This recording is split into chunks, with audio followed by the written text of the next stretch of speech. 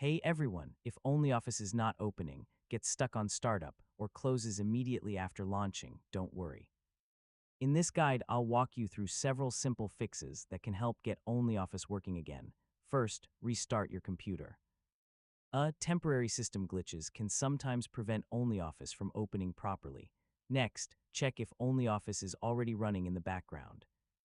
Yeah, stuck processes can stop the program from launching correctly. Try launching OnlyOffice as an administrator. Permission issues can sometimes block the application from opening. Make sure you're using the latest version of OnlyOffice. So, outdated versions may contain bugs that prevent startup. Sometimes antivirus software mistakenly blocks OnlyOffice files. Temporarily disabling protection can help determine whether that's the cause. Low disk space can also cause startup problems. Yeah, make sure your device has enough free storage available. If the installation files are damaged, repairing the application may solve the problem. This can restore missing or corrupted components.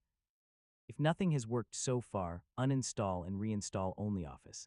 A fresh installation often fixes startup errors. Also make sure your operating system meets the requirements for the latest version, so compatibility issues can prevent the application from launching.